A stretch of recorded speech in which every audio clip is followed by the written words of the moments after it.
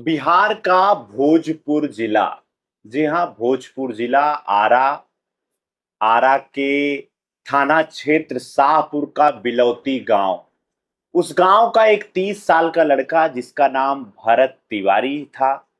भरत तिवारी उर्फ भरत भूषण तिवारी अपने गांव में गांव की समस्या को लेकर वो युवा काफी सक्रिय रहता था।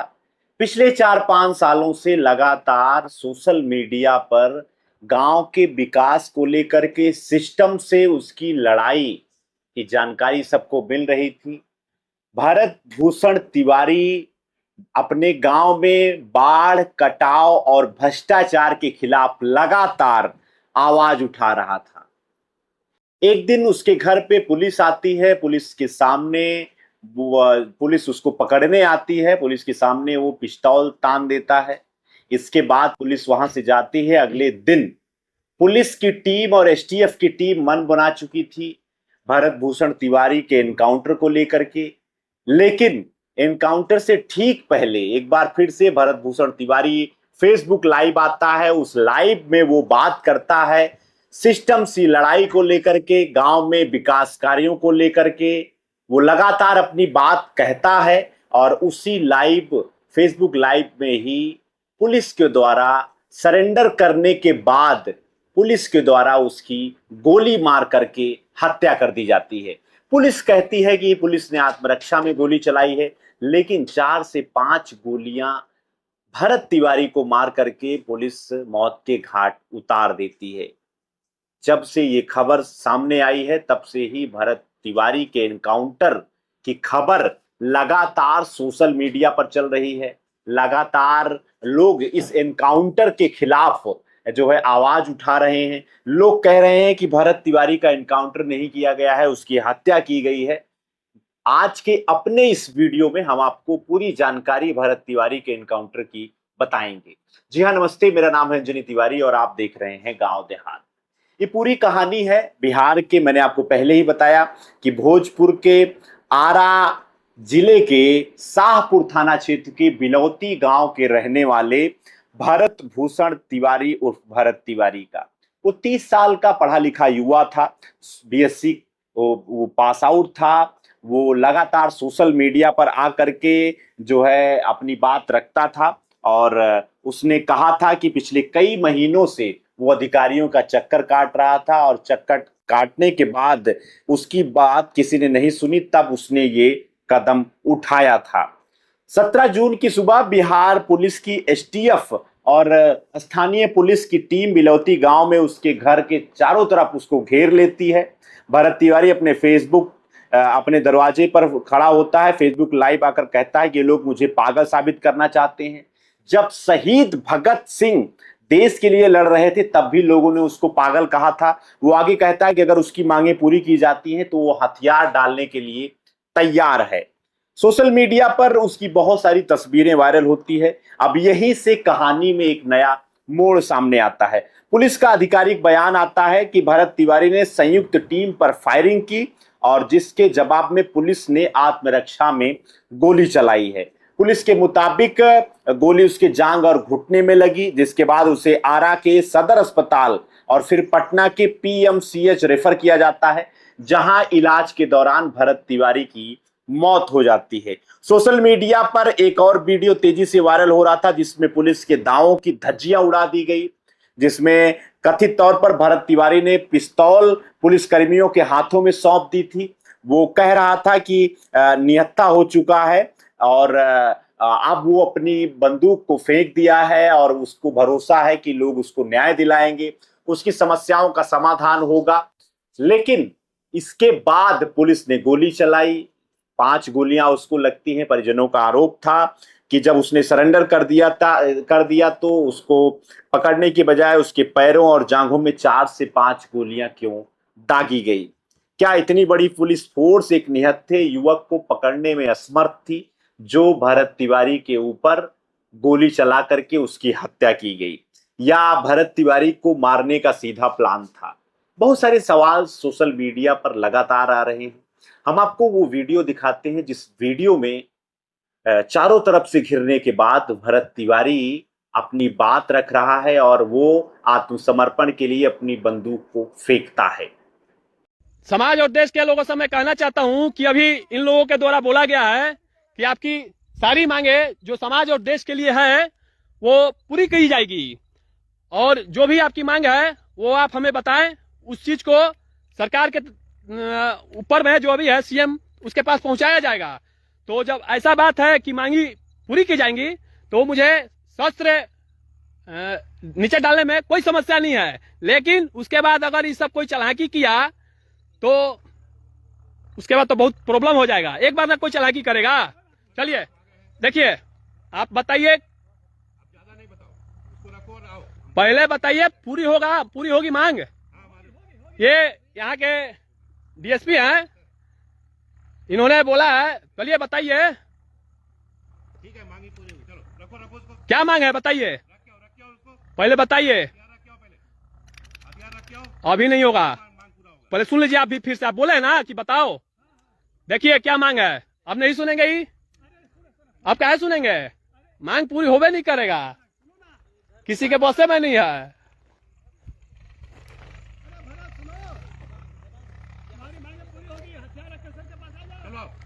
क्या मांग है सुन लीजिए, आप ही ना बोले कि बताओ फिर से।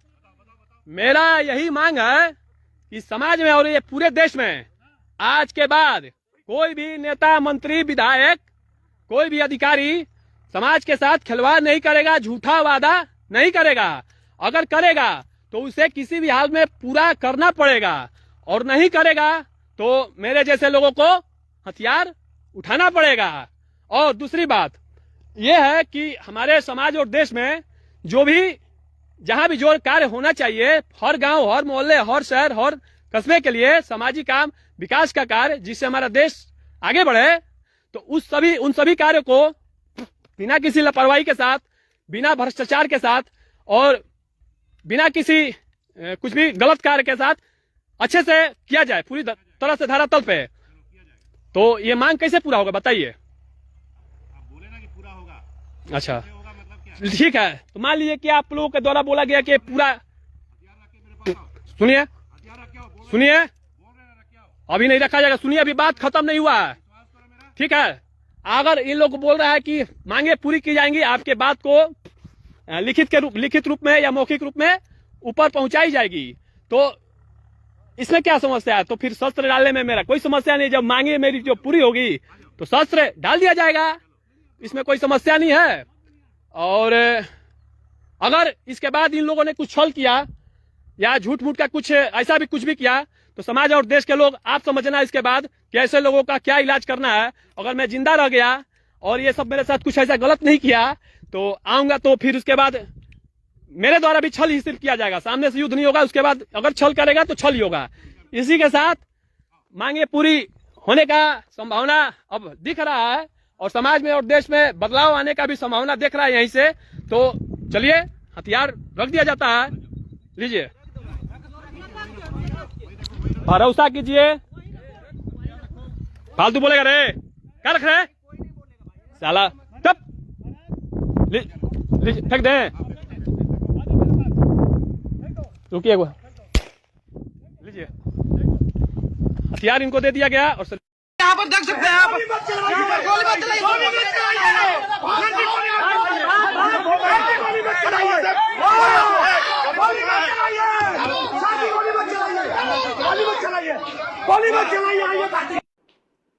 तो ये भरत तिवारी का वीडियो था, और इसी वीडियो के बाद जैसे ही वो उसको फेंकता है, वैसे ही पुलिस के द्वारा 4 से 5 गोलियां मारी जाती हैं और भरत तिवारी को मौत के घाट उतार दिया जाता है। इन सब घटनाओं के बाद जो है भरत तिवारी की मां रोती बिलखती हैं। वो आरोप लगाती हैं कि पुलिस के द्वारा उसके बेटे की हत्या की गई है।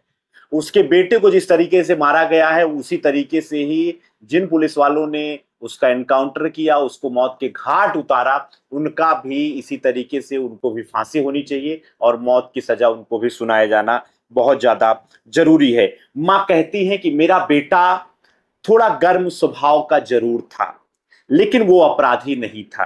कोविड के समय में उसने समाज की सेवा में की ओर उसने अपना समय लगाया, लोगों की भलाई के लिए काम किया, उसे मानसिक रोगी बता करके उसको बदनाम किया गया। जब उसने सरेंडर बोल दिया, उसने हथियार रख दिया, तब पुलिस ने उस पर 5 गोलियां चला दी। सरकार और प्रशासन ने मेरे बेटे को धोखे से मारा है। वहीं भरत के पिता ने पुलिस पर कोल्ड ब्लडेड मर्डर यानी कि फर्जी एनकाउंटर का आरोप लगाया है। उन्होंने कहा है कि पुलिस सीधे घर का दरवाजा खोलकर अंदर घुसी और निहत्थे बेटे पर गोलियां बरसा दी। ये परिजनों का कहना है, भरत तिवारी के घर वालों का कहना है। भरत तिवारी की मां का हम आपको बयान सुनवाते हैं। स्थापित है। आप प्रशासन ने और सरकार ने जो वादा उसके किया है कि उन लोगों की व्यवस्था होगी, उन लोगों की सुविधाएं दी जाएगी, वो नहीं मिल रहा था, उसी की मांग वो रख रहा था। उस समय भी जब आया है लोग, बुजुर्ग कह के ले गया है लोग कि आप चलिए वहाँ चल के समस्याएं बताइए, वहाँ आप जाइए, अपनी समस्याएं बताइए और चल के बताइए क्या क्या लोगों को दिक्कत है, हम लोग समाधान करेंगे उन सारी चीजों का। यहाँ से यही कह के कि उसको बच्चे को ले गया है, उसके साथ उसकी भाभी और माता जी दोनों आदमी साथ में गए हैं सर। और काफी ग्रामीण भी हैं जो वहाँ साथ में गए थे सब। जब भी आप देखते हैं किस तरह का मामला होता है तो ग्रामीण जैसे अभी भीड़ इकट्ठा है, लोग भीड़ के रूप में वहाँ आते हैं, लेकिन प्रशासन के लोगों के द्वारा किसी को पास नहीं सटने देगा। केवल 2 लोग रह गए थे और इनके सामने, जबकि वो हथियार वीडियो में भी दिख रहा है हुजूर, तो हथियार फेंक चुका है। हथियार फेंकने के बाद उसको मारना कहाँ तक जायज है साहब, आपको भी समझ है। एक बच्चा जहाँ जवैया के विस्थापित तो रह रहे हैं सर, वहीं प्रशासन के द्वारा कहा गया कि चलिए वो जगह दिखाइए, क्या समस्याएं हैं वो बताइए। तो वीडियो में दिख रहा है साहब वो हथियार फेंक चुका है। एक तरफ कहा जा रहा है कि और इसके बाद लोग था हुजूर, जब वो हथियार फेंकता है उसके बाद उसको धक्का देके गड्ढे में गिरा देना, और आप समझ रहे 5 गोली मार के राइफल के पेट। हम जानते हैं सर कि सारे पुलिसकर्मी दोषी नहीं है, हम आपसे आशा भी रखते हैं। किससे आशा रखेंगे सर, आप किससे आशा रखेंगे? हम आपसे ही आशा रखेंगे हुजूर की जो दोषी है उनके ऊपर FIR किया। गाड़ी मार दे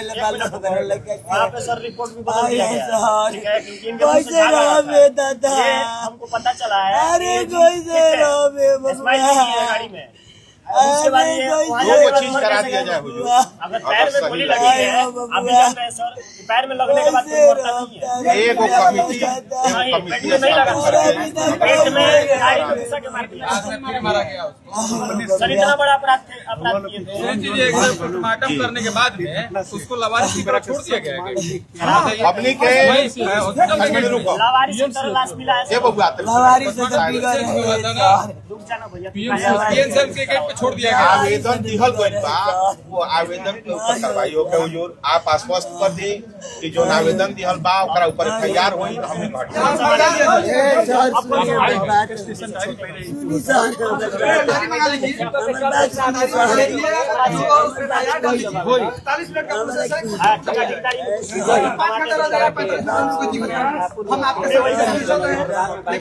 अरे खुद साहब मौजूद है, DSP साहब मौजूद है, पर ये पदाधिकारी कौन है? क्या कार्रवाई हुआ, क्या हो रहा है, वो सब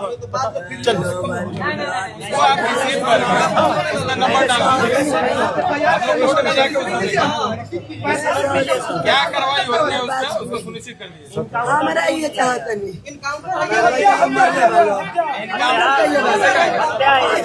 बॉर्डर होके चाहिए, बॉर्डर ठीक है सर, उस पर कार्रवाई कराइए, आगे उस पर FIR हो, हम लोग हटने के लिए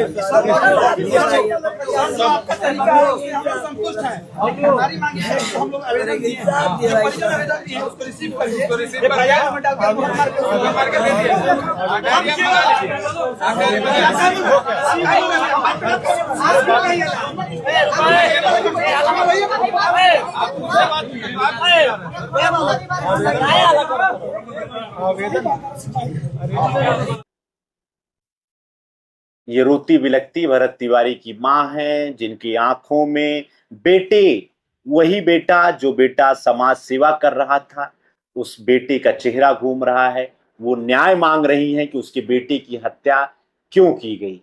इसके अलावा जैसे ही ये खबर सोशल मीडिया पर वायरल होती है, बिहार के प्रमुख नेताओं में तेजस्वी यादव, चिराग पासवान और अन्य सभी नेताओं का ट्वीट आता है। इस पूरे मामले में बिहार के शिक्षा मंत्री का जो बयान है, वो बयान भी जो है काफी जो है संदेशपद है। उन्होंने कहा कि हाफ एनकाउंटर करना चाहिए। बिहार के शिक्षा मंत्री का हम आपको बयान सुनवाते हैं, जिसमें उन्होंने कहा है कि भरत तिवारी का हाफ एनकाउंटर करना चाहिए। पुलिस को गलत सूचना थी, पुलिस को इस तरीके से कार्रवाई नहीं करनी चाहिए थी और दोषी पुलिस कर्मियों पर भी एक्शन हुआ है और उनको सस्पेंड किया गया है। ये दुर्भाग्यपूर्ण घटना है।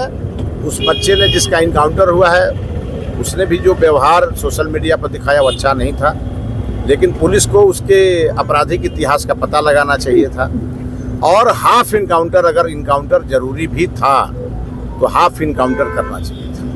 आज बिहार की सरकार ने इसे गंभीरता से लिया है। 4 पुलिसकर्मियों की सस्पेंशन हुई है और आगे उसकी पूरी जांच होगी इस मामले की और जो दोषी होंगे उन पर कार्रवाई होगी। कई नेताओं और तो ये बिहार के शिक्षा मंत्री का बयान है। कई नेताओं और सामाजिक कार्यकर्ताओं का कहना है कि वर्दी की आड़ में ये सीधे हत्या है। सोशल मीडिया पर जस्टिस फॉर भरत तिवारी को भी चलाया जा रहा है, ट्रेंड कर रहा है और एसपी ने मामले में शामिल पुलिसकर्मियों को तुरंत सस्पेंड किया है और जांच के आदेश दिए हैं। लेकिन जनता का कहना है कि सिर्फ सस्पेंशन काफी नहीं है, इस खूनी खेल की न्यायिक जांच होनी चाहिए और दोषियों पर एफआईआर दर्ज करके उनके खिलाफ कड़ी से कड़ी कार्रवाई होनी चाहिए। तो भरत तिवारी दोषी थे या निर्दोष थे, यह तय करना अदालत का काम था। कानून कहता है कि हर आरोपी को अपनी बात रखने का निष्पक्ष कानूनी अधिकार है और संवैधानिक उपचारों का अधिकार है, न्याय पाने का अधिकार है। तो संवैधानिक तरीके से ये जो एनकाउंटर किया गया है वो बिल्कुल सही नहीं है। आपकी क्या राय है, आप कमेंट बॉक्स से हमें जरूर बताइए। भरत तिवारी केस से जुड़ी हुई हर एक अपडेट हम आपके बीच में तथ्यपरक तरीके से लेकर आते रहेंगे। गांव देहात चैनल पर अगर आप नए हैं तो मेरा आपसे निवेदन है, कृपया चैनल को सब्सक्राइब कर लीजिए। देखते रहिए गांव देहात। आपका बहुत बहुत धन्यवाद।